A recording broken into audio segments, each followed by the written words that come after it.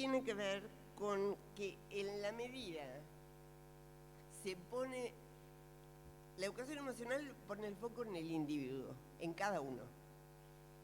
En ese sentido, excluye, deja en la sombra las condiciones sociales, económicas, culturales, pedagógicas en que ciertas cosas se construyen.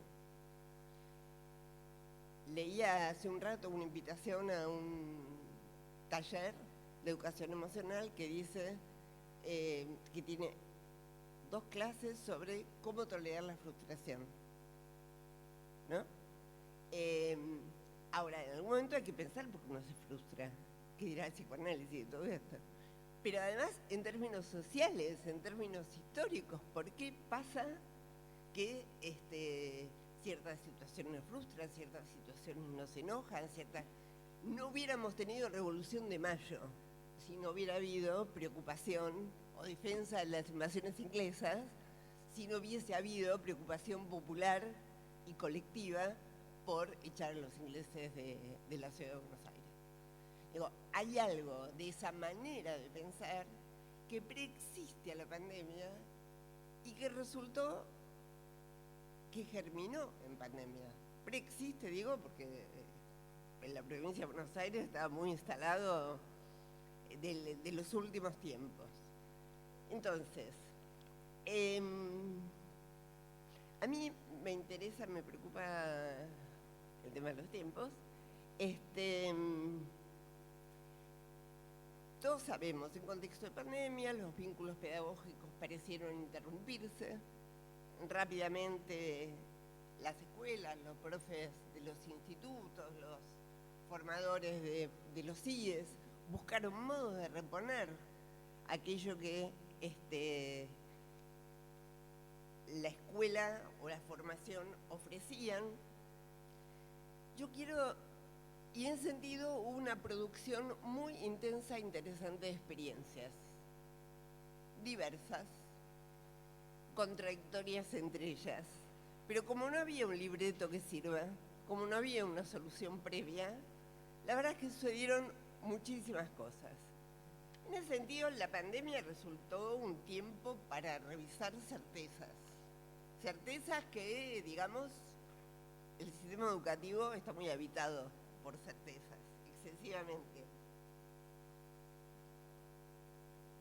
Implicó la reacomodación del trabajo escolar a otros territorios. Aquello que pasaba en la escuela empieza a pasar en las casas y en las pantallas. Y ese desplazamiento produce situaciones totalmente nuevas. Me imagino que para ustedes en tanto estudiantes y también para quienes en distintos lugares les tocó enseñar. Por supuesto que allí hubo un límite ligado con la desigualdad, con la conectividad, con la disposición de artefactos, con saber usar los artefactos, con tener quien te ayude a usar un artefacto. La desigualdad no es solo la desigualdad material, ¿no? La desigualdad tiene múltiples expresiones, muchas de ellas derivadas de los materiales, otras no. En ese sentido es interesante porque queda expuesta la privacidad. Los estudios muestran claramente que en los lugares, en Argentina y en América Latina, que son los que leí sobre esto, en los lugares de mayor pobreza, el recurso más utilizado, el artefacto más utilizado fue el celular y el WhatsApp. En Argentina, entre el 70 y el 80% de la escolaridad se sostuvo con el WhatsApp. Y todos sabemos acá los límites que eso implica. Ahora, el uso del WhatsApp tiene en primer lugar, es una opción material, es lo que hay a mano, es lo que a veces trae la madre cuando termina de trabajar. Y por otra parte tiene limitaciones que son también de orden cultural, de orden de los saberes que hay disponibles. En ese sentido, el aula, la escuela, resultó un lugar más igualitario entre el que siguió clase por WhatsApp, más allá del esfuerzo increíble que hicieron muchos y muchas docentes. Entre las clases por WhatsApp y la clase en el aula, porque en el aula, Simons y Mangelet, unos pedagogos que yo creo que vale mucho leer, vale mucho la pena leer, dicen lo siguiente, miren, dicen, el aula es un lugar de suspensión. ¿Qué quiere decir de suspensión? Cuando vos entras al aula, más allá que se te note en el delantal, nadie te pregunta si tu papá tiene trabajo o no, o si lo que la maestra dice, lo dice para todos y para todos los que están ahí. Entonces, ese ejercicio igualitario, que es el que permite, igualitario y común, que es el que permite que se construyan sociedades, es el que queda suspendido cuando la clase es por WhatsApp o cuando la clase es responder a un ejercicio que me mandaron, sacarle fotos, mostrarle a la profesora y demás. Bueno, no voy a contar anécdotas que ustedes conocen tanto o más que yo. El último punto, quiero decir acá, por supuesto que también tiene que ver con las condiciones de cada país. Los países, la luz da calor, los países, las condiciones en las que, tanto por acumulación como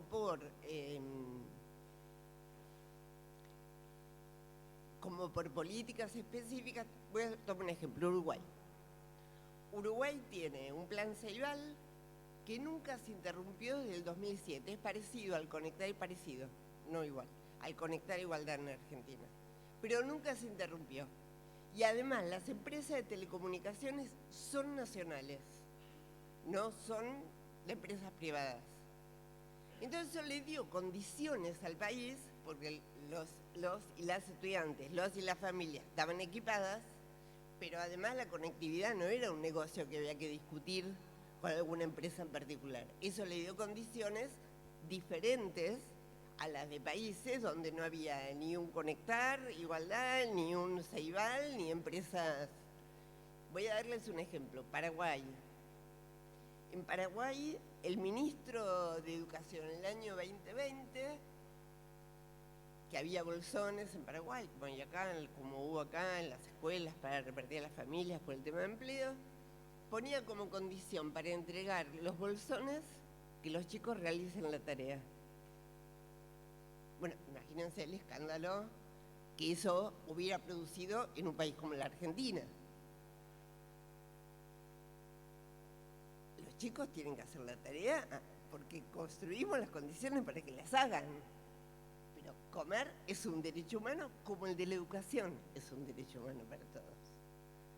Entonces digo, las condiciones son distintas y de acuerdo a esas condiciones es lo que pasa en cada lugar. No es lo mismo un país con amplísimos espacios rurales donde la conectividad es más compleja.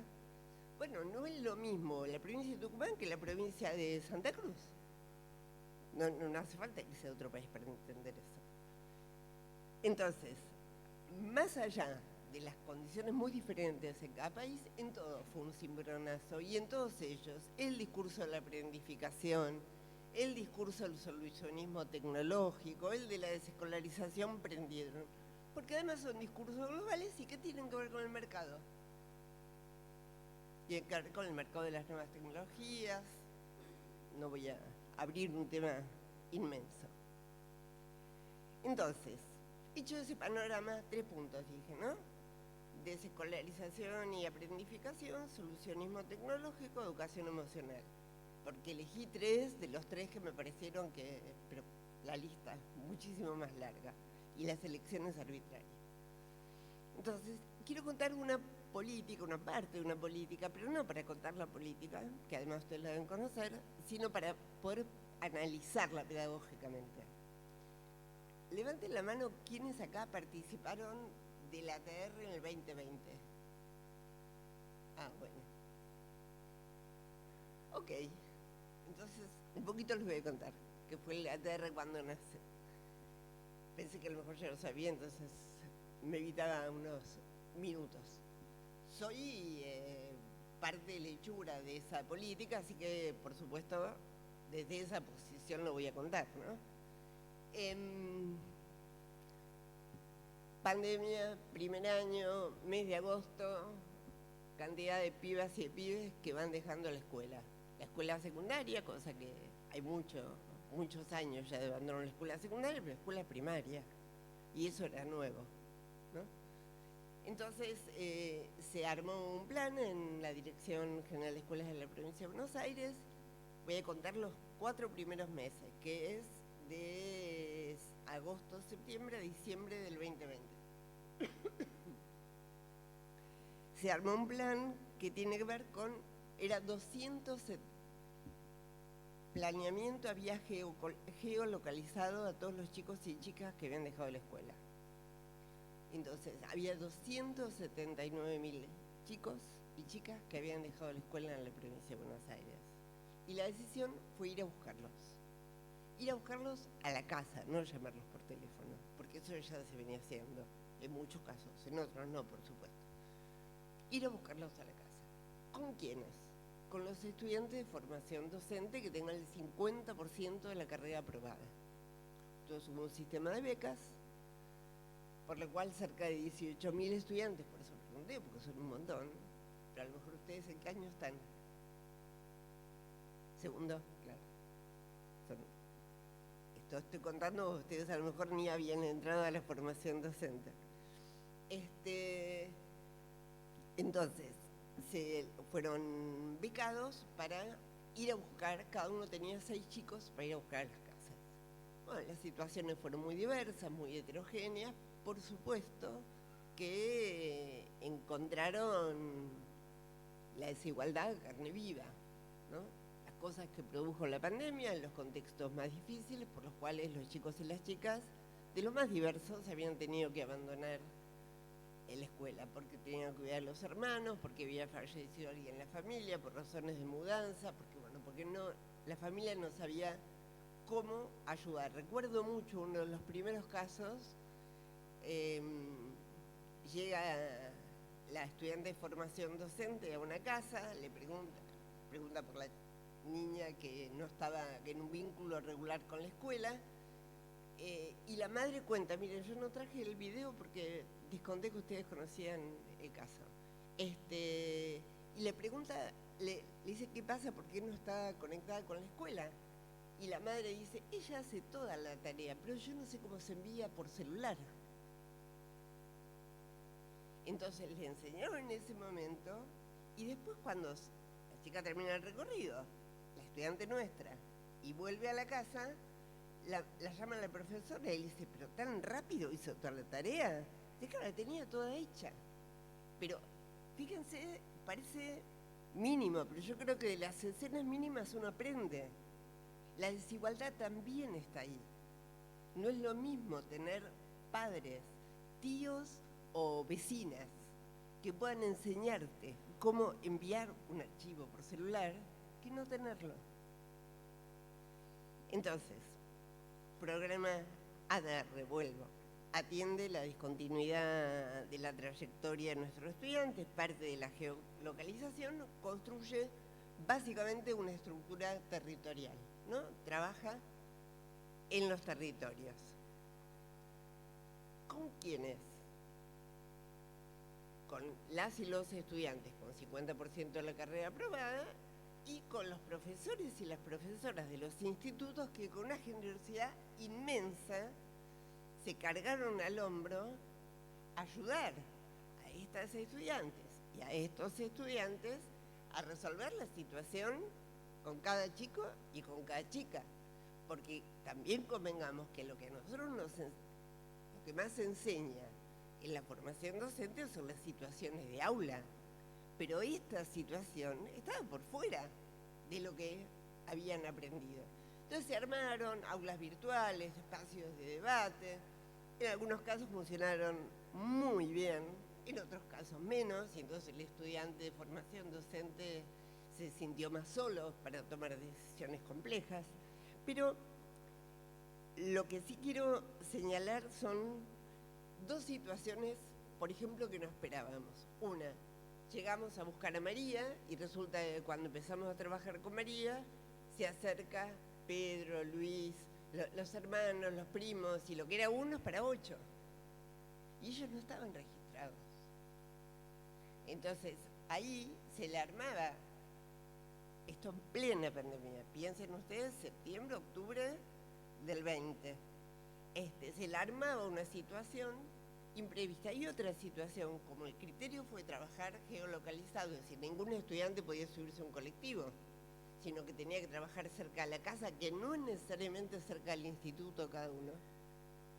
A veces pasaba que un estudiante, profesor de matemáticas, le tocaba revincular a un pie de escuela primaria. Entonces ahí pasó algo muy importante, que es recuperar la centralidad de la pedagogía. No es solamente ser matemática, ser profesor. Acercar a un chico o una chica a la escuela, volver a trazar ese vínculo, es tarea de cualquiera que trabaje como docente del nivel inicial al superior. Y entonces también un nuevo desafío a responder. Se reconectó al 58% de los estudiantes, que para la situación dramática en la que estábamos viviendo es un porcentaje muy alto y es un logro del trabajo generoso de los institutos, de sus docentes y sobre todo de las y los compañeros de ustedes con algún añito más que ustedes. Cuento dos cosas más y paso al...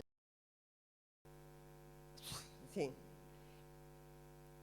Una cosa que aparece, nosotros hicimos una pequeña investigación sobre lo que sucedió. Una cosa que aparece muy frecuentemente es la siguiente. Quienes trabajaban en este proyecto, sobre todo los primeros meses, ya en noviembre, fin de noviembre fue difícil, tenían un traje, porque tenían que estar protegidos en contexto pandémico. Entonces, con los trajes funcionaron como delantales de un docente, ¿no? En algunos casos además fueron intervenidos, hay unas fotos muy preciosas de lo que hicieron con eso. Cuando iban llegando, los vecinos decían, ahí viene la escuela. Y eso es un rasgo de la cultura argentina. No pasaría en otro lado.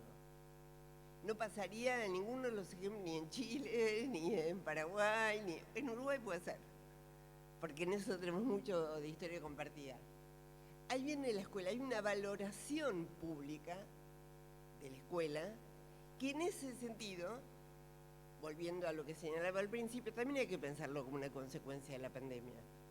Digo, la escuela ganó reconocimiento público en tiempos de pandemia, en las familias y en los chicos y en las chicas, en los niños más pequeños y en los más grandes. Extrañaban la escuela, los mismos que cuando empezaba el ciclo lectivo 2020 no tenían ganas de volver a cargar la mochila para ir a la escuela, en el 2021 lo están extrañando, ¿no? Entonces hubo ahí, me parece, y con eso voy cerrando esta parte, hubo un trabajo de volver a enlazar, volver a tramar, porque el vínculo era con María, con Pedro, con Juan, pero también era con la mamá, era con los hermanitos, era con la prima. Tenemos mamás que empezaron a hacer la escuela primaria a partir de esa situación, de municipios que se involucraron y se enteraron de situaciones que no conocían a partir de la llegada de la TR a casas más aisladas. Las situaciones han sido muy diversas. Eso es trama, que es una de las cosas que más afectó la pandemia, ¿no? La trama social. Entonces, a mí lo traje ¿por qué? Porque yo diría, las conversaciones, esto se lo cuento sobre todo a las y los estudiantes, las conversaciones con los profesores y las profesoras de prácticas colocaron un tema en el centro, que es el tema de la igualdad escolar. Porque en general las prácticas están más centradas en el cómo enseñar que en el pensar la igualdad escolar. Y lo que puso sobre la mesa, de modo absolutamente transparente, esta situación, es que las prácticas están atravesadas por cómo construimos igualdad escolar. Cuando enseñamos matemática, cuando leemos un cuento, cuando trabajamos la historia de construcción de la Argentina. Por supuesto que también pasó lo otro. Hubo quienes sintieron que esta situación los interpelaba en términos de cómo atender individualmente lo que acá pasa, ¿no? Muy marcados por la educación emocional. A veces muy marcados también por la patologización. Se trata de derivar, no de insistir con enseñar, se trata de derivar a un especialista que atienda. Pero, en fin, lo que me interesa marcar acá es que creo yo, de las cosas más interesantes de esta primera etapa de ATR, que después continuó con otras políticas más específicas, son las preguntas que trajo. Son las preguntas que trajo a la formación docente. Primero, por supuesto, el 58% de los chicos que volvieron a vincularse con la escuela, bueno, punto uno y principal. Punto 2, que también puede ser el 1. ¿Qué preguntas nuevas le trajo a la formación? Entonces ahora sí quiero dedicarme a eso en los 10 minutos que me quedan. ¿Qué le dice el recorrido que vengo de hacer, los temas de discusión previa, cómo pensar el lugar del docente, la pandemia, las experiencias transcurridas en las pandemias, las más amargas, pero también las de invención pedagógica, las de generosidad en la trama territorial, las de revincularse con chicos y con chicas, con alumnos y alumnas en términos individuales para volver a llevarlos al colectivo, no en términos individuales para ser de maestro particular, sino en términos de volver a recolocarlos en un lugar social. Bueno, ¿qué le dice esto a la pospandemia y a la formación docente? Yo voy a tomar 4 ejes. El primero tiene que ver con lo primero que señalaba, es que hacen falta las escuelas y quienes enseñan en ellas. El segundo es, si hacen falta, ¿de qué escuela hablamos? ¿Ponemos en discusión en la formación docente la forma escolar que hoy parece natural? Dicho de otro modo, ¿le devolvemos la dimensión histórica a la escuela y pensamos que puede ser de otra manera? Tercera pregunta, ¿cómo abordar hoy la cuestión de la igualdad escolar en la formación docente? Igualdad escolar, ojo, no estoy diciendo otra igualdad, esa es la que nos toca.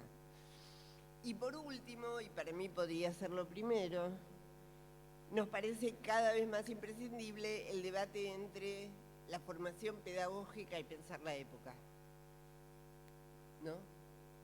Esa relación que cuando se naturaliza la escuela se pierde. Entonces, 1, ¿es que hace falta la escuela? ¿Hace falta el maestro? ¿Hace falta la profesora?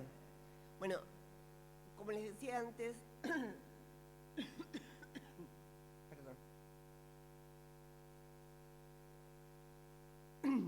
la escuela ofrece un tiempo y un espacio específico para el estudio, dicen Simons y Marjolaine. Ofrece experiencias de formación para hacer accesible el patrimonio cultural a todos y a todas, para vivir con otras y con otros en este mundo y también para poder imaginar otros mundos posibles. Que la escuela es ese lugar que ofrece formación, que permite estar con otras y con otros y que permite imaginarnos, entender este mundo e imaginar nosotros. En ese sentido, ¿qué se pierde cuando no está la escuela? Es una muy buena pregunta para hacer en la formación después de la experiencia histórica que hemos vivido todos. Se pierde matemática y lengua, por supuesto, pero no solo se pierde matemática y lengua. De hecho, lo que nos está costando a todos, a todas, lo hablábamos hace un rato, volver a los institutos, volver a las escuelas, volver a la universidad, lo que nos está costando también está marcado por estas preguntas, ¿no? en ese sentido, la pregunta por qué da y qué deja de dar el aprendizaje individual, qué pasa si no hay una escuela o si no hay una maestra o un maestro, qué sucede si no están. Me parece que son preguntas que tenemos que poner en juego en la formación, que tenemos que, porque el riesgo mayor es el de naturalizar así como tenemos, bueno, ya ni siquiera naturalizar, porque en tiempos de maltrato del ambiente ni eso se puede decir, ni naturalizar se puede decir, pero la escuela parece parte del paisaje, y la verdad que no. La escuela es una construcción histórica que cobra vida hace nada, solamente 1 siglo y medio en nuestro país, y que fue de un modo y que no necesariamente tiene que seguir siendo el mismo, ni siquiera necesariamente tiene que existir.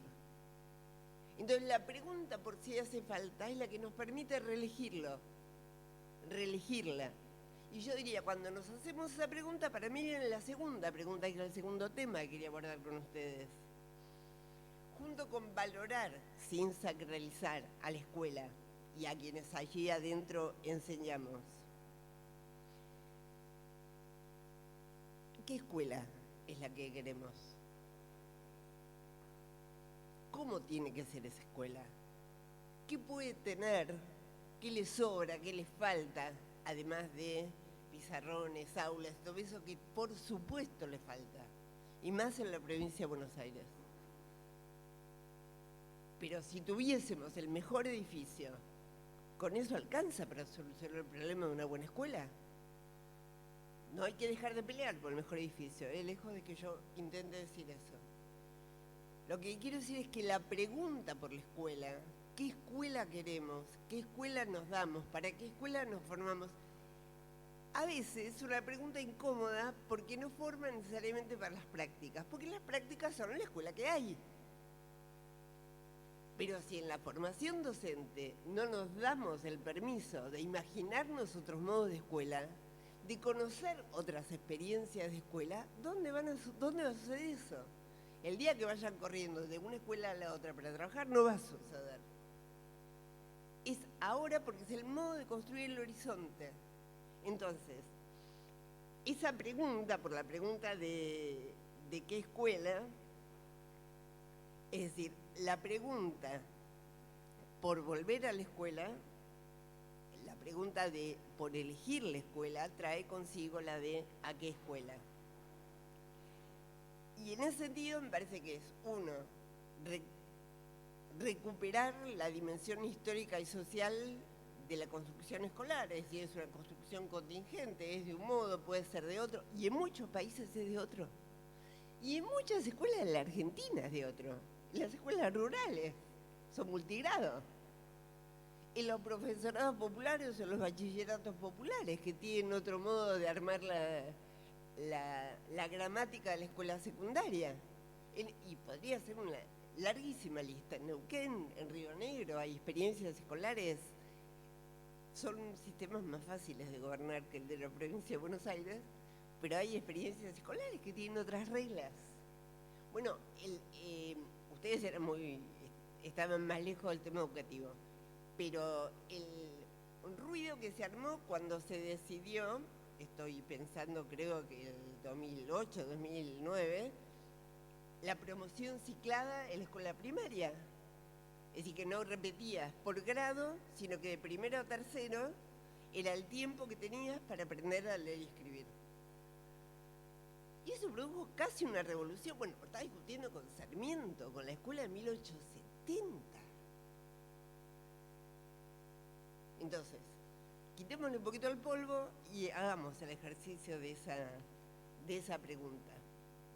Me parece que en ese lugar se inscribe el debate que yo celebro, que se está dando en este momento en la provincia de Buenos Aires, acerca de la promoción en la escuela secundaria. Animarse a pensar de otros modos la promoción. Y insisto, el verbo animarse, ¿no? Poner sobre la mesa que no todo tiene que ser con un boletín bimestre por bimestre, o trimestre por trimestre, bueno, eso también es consecuencia de la pandemia. No es... La provincia de Buenos Aires tiene, ahora vive acá en la provincia, es la actual rectora de la Universidad General Sarmiento, Flavia Terilli, que hace años viene trabajando el tema del cambio de la forma escolar, particularmente el régimen académico de la escuela secundaria, contra el formato de tantas disciplinas parceladas, contra el modo en que se organizan los tiempos y los espacios, contra los grupos fijos, y con propuestas diferentes. Y ella lo construyó a partir de una tesis, una investigación que hizo en una escuela rural, y donde vio que el multigrado resultaba absolutamente interesante para los aprendizajes que los chicos y las chicas podían hacer. Entonces, lo que digo es, la pandemia acelera una discusión que preexistía, no la inventa, pero la vuelve a colocar sobre la mesa, porque la promoción de las y los estudiantes de la escuela secundaria durante pandemia cambió, excepcionalmente. Entonces, ¿ahora qué hacemos? ¿Volvemos a lo que teníamos antes de la pandemia o nos animamos a pensarlo? Bueno, es uno de los tantos ejemplos que podemos darnos. Pero de los temas, ojo que la formación docente tiene ahí una tensión, porque la formación docente tiene que preparar para tu práctica, que es en esta escuela con el régimen vigente, y a la vez tiene que habilitar que sepas, que conozcas, que indagues, que hay otros modos de hacer escuela. Bueno, entonces les decía, tercer punto, el tema de la igualdad escolar, que para mí salió muy claro desde esa idea que presenta la experiencia, la primera experiencia ATR, y también esto que dice Simons y Marjolaine, de un tiempo libre, no productivo, común a todos, que ofrece al colectivo de alumnas y alumnas, y en ese sentido es un tiempo igualitario. Entonces, la pregunta sería, ¿cómo pensar, cómo producir experiencias de igualdad escolar? ¿Qué hace falta saber para esas experiencias mínimas que construyen la igualdad escolar?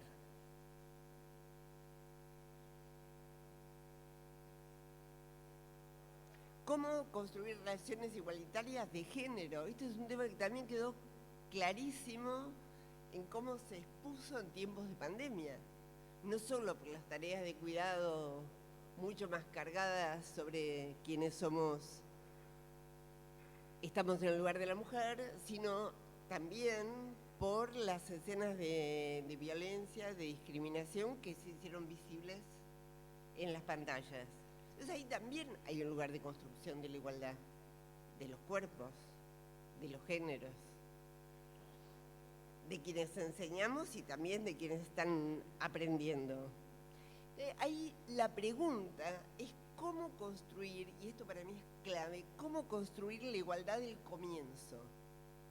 No es llegar a ser iguales, es confiar en que todos somos iguales, que es muy distinto.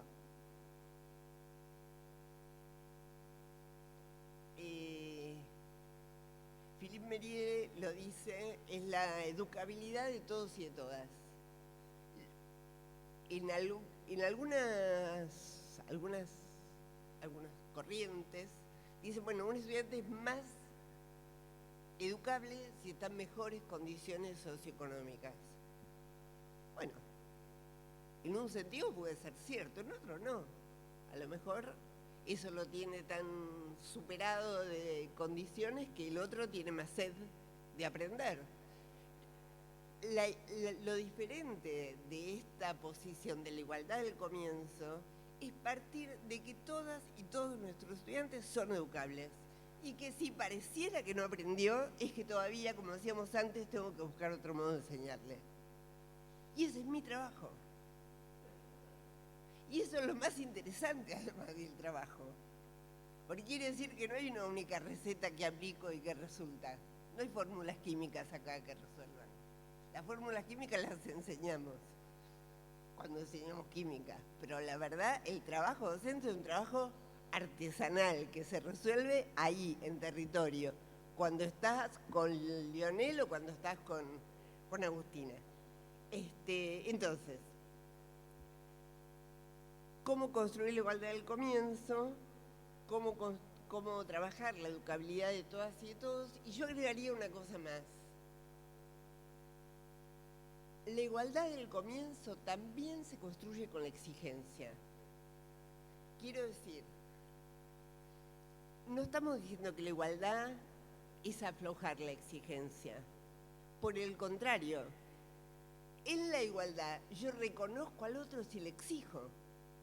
Hay una investigación que muestra de chicos de sectores populares que les iba mal en la escuela, que decía, mira, me adaptaron tanto lo que me enseñaban que me trataban de tonto, así que ¿por qué lo voy a hacer? Entonces, cuando yo te exijo, te estoy reconociendo, creo que sos capaz de. Y también es un tema para discutir en la formación docente. Entonces, por último, y cierro, ahora sí.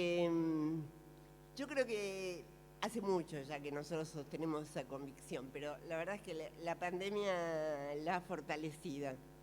¿Por qué hace falta pensar la época en la formación docente? Sería la cuarta pregunta. Porque ¿cómo salimos de una celebración acrítica, no sé, de las nuevas tecnologías y podemos mirarla en su complejidad, en sus contradicciones? Es más difícil que si creo que dejo el enojo en un cajón, se fue el enojo. Sí, claro que es más difícil, pero es mucho más interesante y además permite construir otros futuros.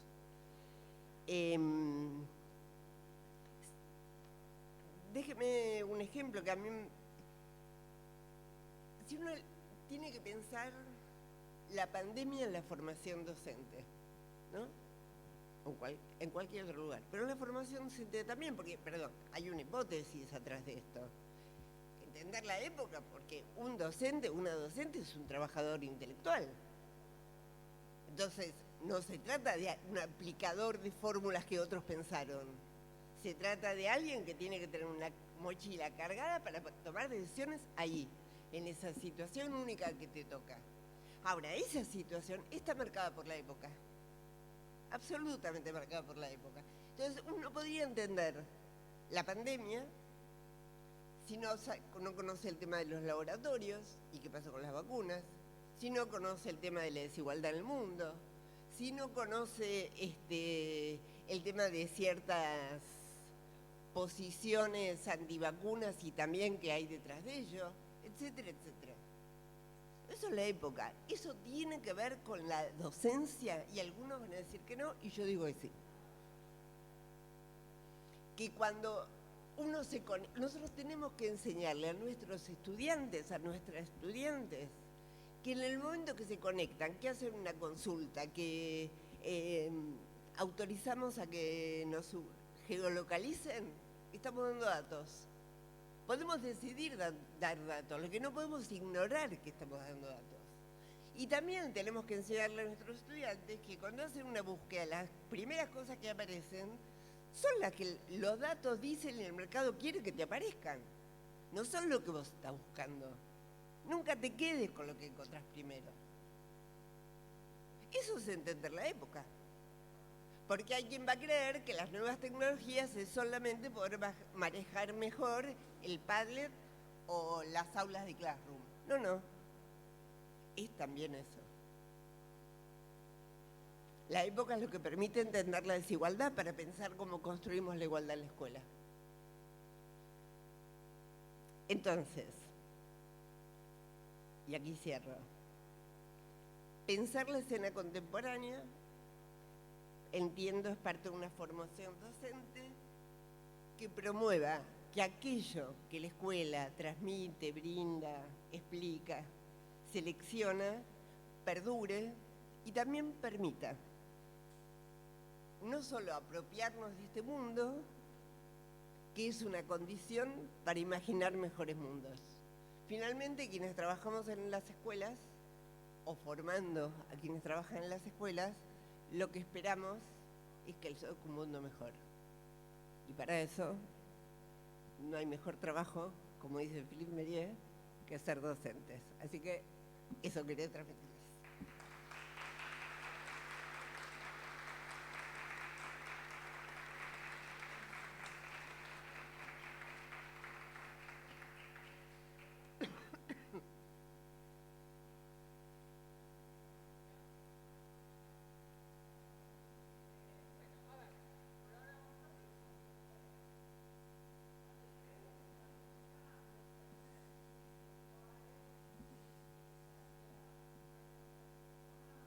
Discutir.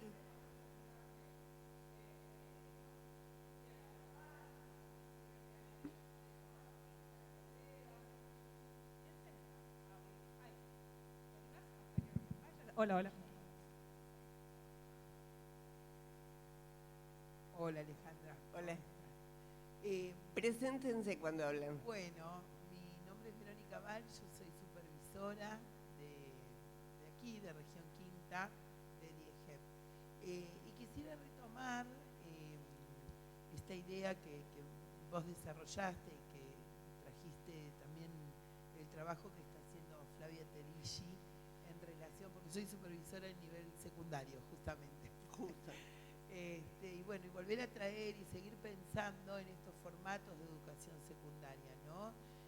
Bueno, nosotros estuvimos con nuestros directores trabajando en las conversaciones entre directores hace 15 días atrás. Ayer nosotros tuvimos la jornada de trabajo con los docentes institucionales y bueno, y seguir pensando contigo y ver cuáles son tus ideas al respecto, ¿no? En cuanto a los formatos de educación secundaria posibles, que vos ves que sean posibles y viables dentro de, bueno, de esta estructura que tenemos hoy, que viene desde años tratando de desempolvarse un poco, pero que bueno, que tal vez en algunas cuestiones logramos avanzar, pero otras todavía quedan en un formato muy tradicional. Bueno, es una pregunta para empezar de nuevo, claro. Pero dos, tres cositas sobre esto. La primera es que voy a empezar por una anécdota que yo cuento muchas veces. Me invitaron hace unos cuantos años ya a un congreso que hace una escuela normal en la ciudad de Córdoba, el Normal Carbó, la conferencia de cierre, 7.000 docentes. Y después la conferencia de cierre, acto de cierre, ¿no? Con la directora del colegio, de la normal. Cantamos el himno. Y yo me paré, me puse las manos en el bolsillo y canté el himno. Cuando termina el acto, viene la directora de la normal y me dice: discúlpame, Alejandra, le faltaste el respeto al himno nacional. La misma que me invitó a mí a hacer la conferencia de cierre. Quiero decir, no era alguien que no me respetaba, que no sabía lo que yo pensaba. Esos son los trazos del normalismo del siglo XIX. ¿Sí? Bueno. La diferencia entre la escuela primaria y la escuela secundaria en la Argentina tiene mucho esa marca. La escuela primaria nace para todos los ciudadanos y las ciudadanas de la Argentina, nace para hacer ciudadanos argentinos, para homogeneizar con todo lo que eso excluye también, pero nace con mandato inclusor de todas y todos. Y la escuela secundaria nace para formar a las élites. El colegio Mitre, de Bartolomé Mitre, 1863, es para eso. Las élites políticas y burocráticas locales. Acá tengo un historiador que me vigila, corregime si me equivoco. Estoy hablando de Pablo Habana. Digo, ese mandato, cuando la escuela, después del peronismo en Argentina, después de la Segunda Guerra en Europa, la escuela secundaria va ganando masividad. Cuando se hace obligatoria con la Ley Nacional de Educación en el 2006, mantiene el formato del colegio Mitre. Entonces, yo creo que no podemos discutir que eso hay que cambiarlo. No hay que cambiarlo. La discusión es qué cambio hacemos. ¿El medio es la misma? No, no es la misma, porque la habitan profesoras, estudiantes, con vida, con demandas, pasan muchas cosas en las escuelas más allá del formato tradicional. Y yo creo que hay ahí un hueso muy duro de roer, que es de qué manera abordamos el régimen académico y la estructura que tiene la escuela secundaria, que además necesariamente tiene que estar en relación con la formación docente. Porque la parcelación en disciplinas que tiene la escuela secundaria tiene que ver con el puesto de trabajo, y la formación docente forma para el puesto de trabajo que hay. Entonces, yo diría dos cosas, si le damos lugar a otras preguntas, porque de verdad creo que es una conversación muy larga. La primera es, ¿se trata de mediano plazo? No es cierto que uno pueda hoy, con una estructura como la que hay, con miles y miles de escuelas y decenas de miles de docentes, cambiar la escuela secundaria. Y además, como vimos en la anécdota, lo que intenté transmitir en la anécdota es que hay cosas que sobreviven más allá de las decenas de años que pasen. Me parece que es un plan de mediano plazo. En ese plan de mediano plazo implica hacer cosas del corto. Y en el corto, tocar el régimen de promoción es una de las muy buenas iniciativas que se pueden tomar. Sola no, tiene que venir acompañada de otras cosas. No vamos a dar vuelta a la escuela, porque si no nos agarran esos aires refundadores que la masividad que tiene el sistema de educación media en la Argentina en este momento es muy complejo. Entonces, es un plan de mediano plazo, por algún lado hay que empezar. La cuestión del régimen académico es expulsor. Ahora, cuando digo régimen académico, no es solo régimen de promoción, es más que eso, ¿no? A mí me parece que es un buen tema para que también se discutan los institutos. Porque es la escuela que les va a tocar a nuestras y a nuestros estudiantes. Entonces, creo que es responsabilidad de todos y de todas poder pensarnos, involucrarnos y ponerlo en perspectiva, ¿no? Eso, una perspectiva de una escuela que aloje a todos y a todas. Hasta ahora es una escuela obligatoria, pero que es expulsiva. Y con la pandemia, mucho más. No por la escuela, sino por las condiciones. Entonces, me parece que es un muy buen momento para tomar una intervención allí. No se escucha. Otra pregunta, otra idea. Ahí vamos. Buenas tardes. Hola. Soy profesor de la formación docente y también de secundaria. ¿Tu nombre? En el Instituto 41. El 41, dale. Sí. No, y mi pregunta era señalar un aspecto que a veces aparece como contradictorio, que es el tema de que al mismo tiempo que se plantea este régimen nuevo de promoción, ¿sí?, hay muchos debates en torno a el facilismo, quieren que pasen todos, ese mensaje que se instala y que a veces, como vos lo decís, que trabajás en este nivel, no es el que se está mandando. ¿Por qué llega ese mensaje? Bueno, yo diría, ahí hay muchas explicaciones. Una política en la que no voy a entrar, ¿no? Ahora, también hay algo de esa tradición de con el sudor de tu frente, ¿no? Te va a ir bien porque te esforzás, no porque tu maestra además se preocupa, tienes otras situaciones, otras condiciones para aprender, Parece que hay ahí un mandato histórico que reaparece en traducir esto en facilismo. En muchísimos países del mundo no hay promoción por año. La verdad que hace rato que no la hay. Y nadie diría que la escuela francesa o la escuela finlandesa son escuelas donde lo que prima es el facilismo. Me parece que a veces lo que nos falta es mirar un poco más en otros lugares, conocer otras experiencias, dialogar con ellas, con lo mejor y con lo peor que tienen, ¿eh? Yo soy madre de 3 hijos, me fui a vivir a Francia un tiempo por temas laborales y preferí que hagan la escuela secundaria acá. Digo, no estoy diciendo con eso que esa es la mejor escuela, pero aprendí un montón viendo, muchísimo, ¿eh? Viendo otras experiencias, otro modo de organizarnos. Nosotros tenemos un problema complejo que es el puesto de trabajo. Es un tema difícil, por eso digo es un mediano plazo. Hay que pensarlo en el mediano plazo. Un profesor en Gran Bretaña no es el mejor ejemplo, además, porque lo Gran Bretaña pero es un licenciado en 2 materias que pueden ser, por ejemplo, matemática y lengua.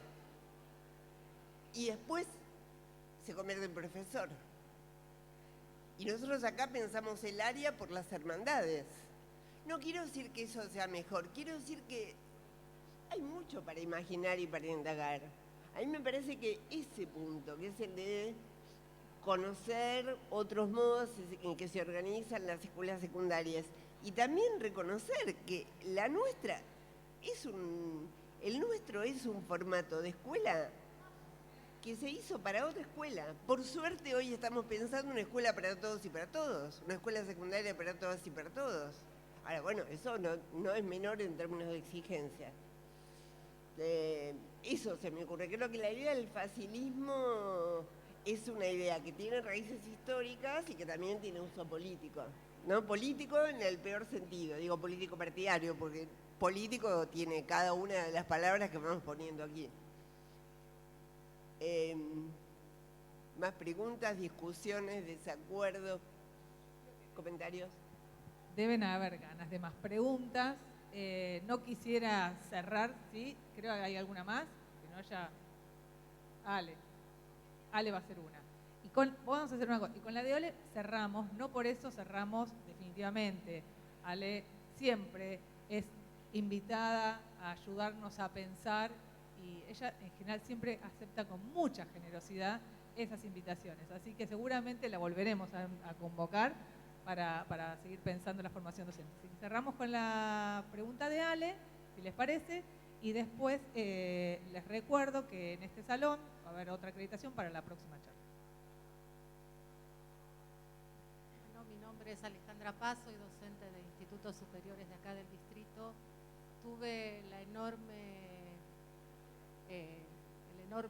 gusto de acompañar a estudiantes que trabajaron en el programa TR. ¿Ustedes escuchan allá? Como docente de práctica tuve el honor de acompañar a docentes que participaron del programa TR. Quiero agradecerte a vos y a la Dirección General por haber pensado ese programa. Y te quiero hacer una pregunta. ¿Han tenido oportunidad de sistematizar o de pensar qué tipo de aprendizajes circularon entre los alumnos que participaron de ese programa y que en realidad la educación superior no les viene dando?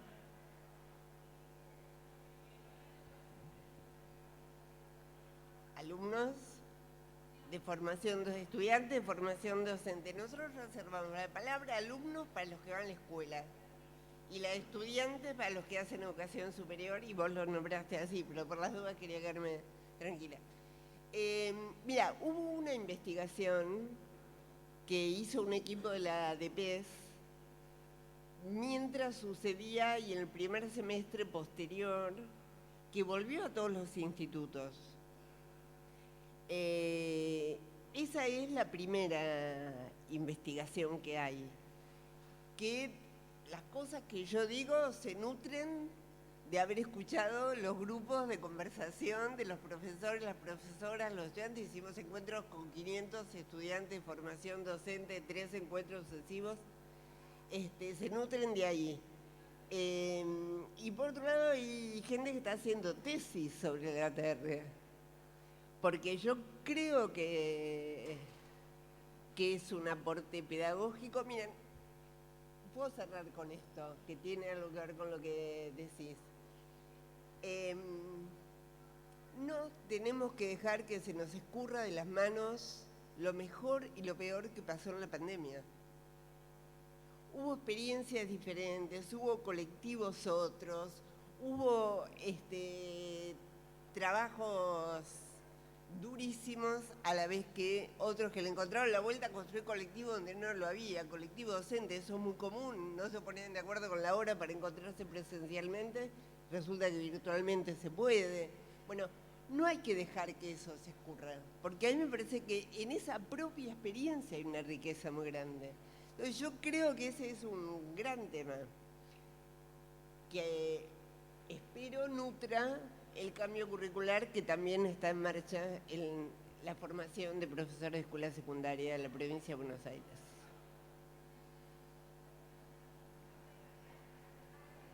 No sé. Ahí está, ahora sí.